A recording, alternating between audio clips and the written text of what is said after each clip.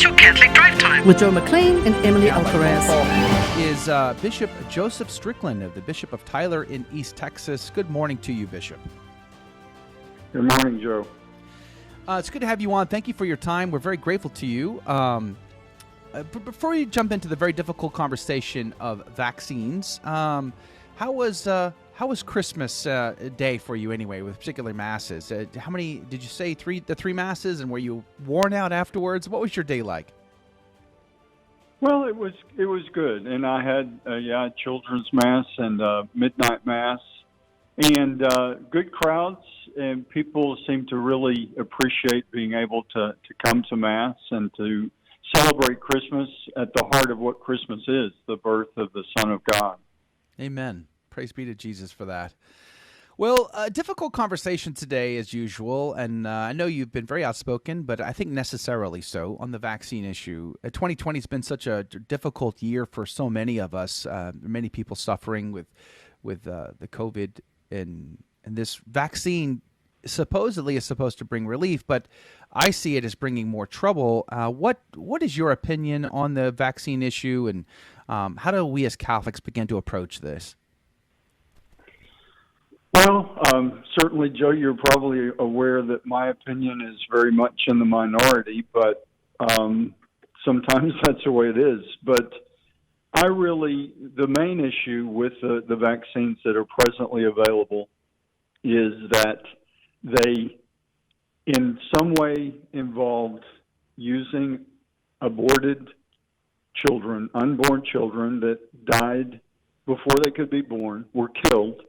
And it uses them to be, test the vaccine or for other processes. I mean, creating these vaccines is very scientifically dense and very complicated, but the issue to me is not complicated. If unborn children that would have lived if someone hadn't intervened and killed them, and then using their bodies, to me, that's just a deal breaker. A lot of people have said, he's one of those anti-vaxxers and everything. And really, I'm not.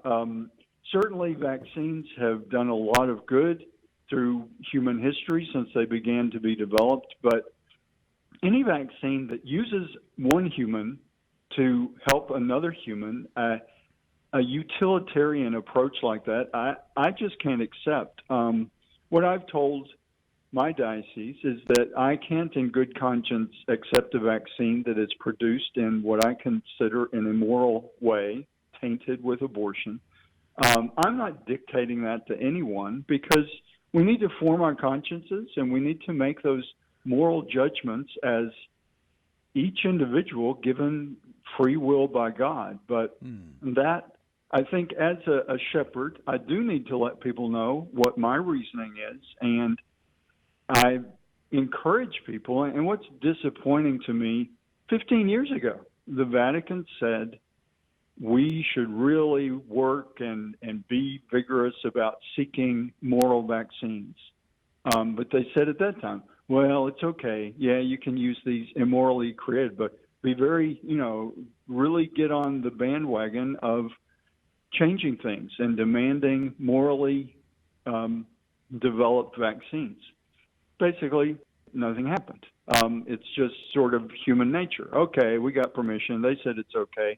And you forget the second part of really working to see that aborted children aren't victimized all over again. That's how I see it. So, and I know that I'm very much in the minority opinion, but from what I've talked to people here in the diocese and I've talked to people in other places, I would encourage people, Catholic or not, if you believe that life is sacred from conception to natural death, that's the teaching of the Catholic faith, then I think we do need to be vocal. And thankfully some are doing this, and I try to support that any time that I see a company or individuals really working toward at least offering the option of morally produced vaccines. That is in production, and I've asked my diocese, or I've advised people to just wait. there's a lot of if with everything in 2020, everything's controversial.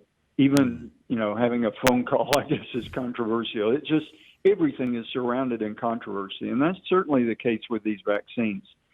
I'm no scientist. I'm not an ethicist. I don't claim any great expertise, but I believe in the sanctity of life, and I think that these vaccines, there are lots of issues with them that I think prudent people need to really ask questions about. And to me, in prudence, I advise people to wait, certainly on the issue of life, with unborn children that were aborted being used to, in some way, one way or other, to create these vaccines and make them available.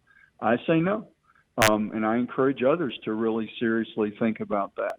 Now, to wait for a vaccine that is available, that is morally created.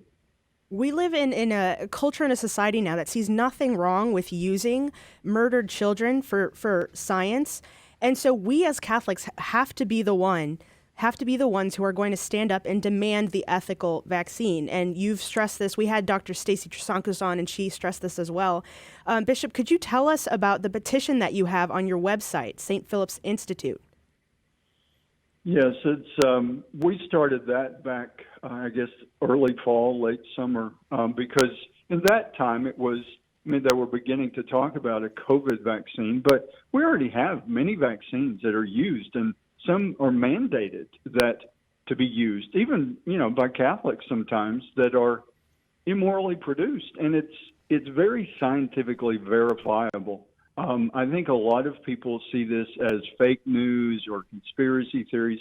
The scientists, as probably Dr. Stacy Trasancos probably shared with you, the scientific, research companies or the pharmaceutical companies that are working on these things, they're very upfront with what they're using, and it becomes, diabolical, in my opinion, to hear them talk about, well, this was produced from the kidney of a 20-week gestation male fetus.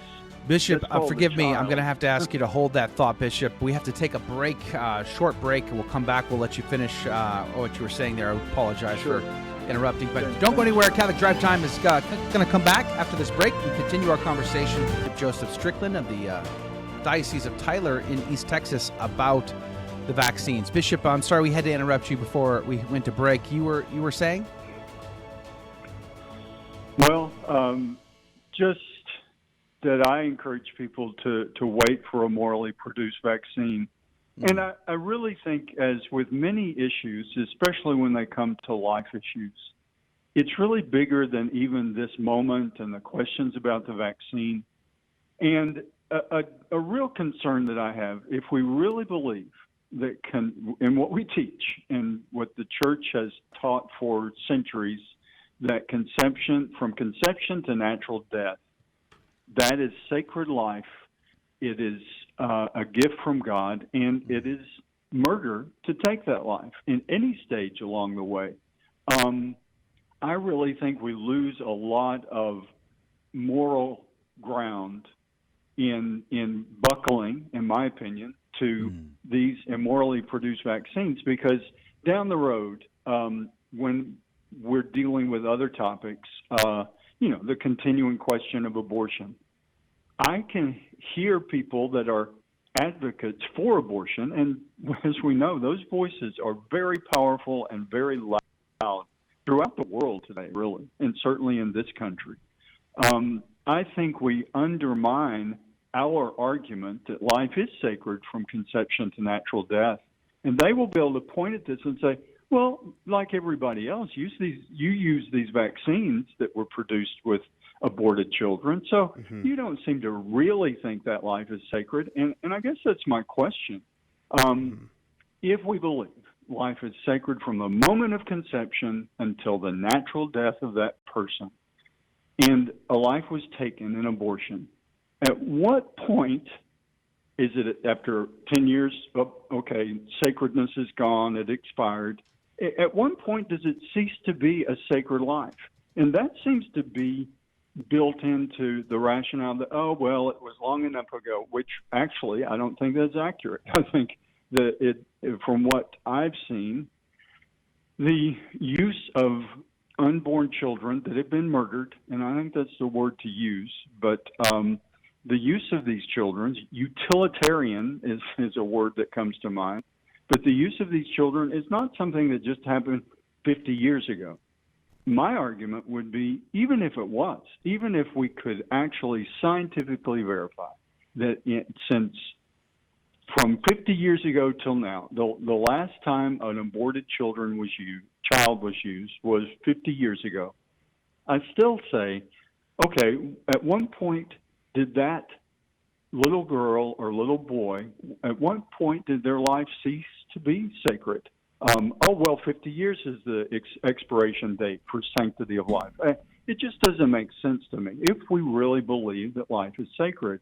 And I think people, the forces that think abortion should be available and should be just something that is accepted by everyone in the world, they're powerful and they're clever. And I think they can use that argument against the sanctity of life like they use so many others, because ultimately, Joe, I believe we're compromised on the issue.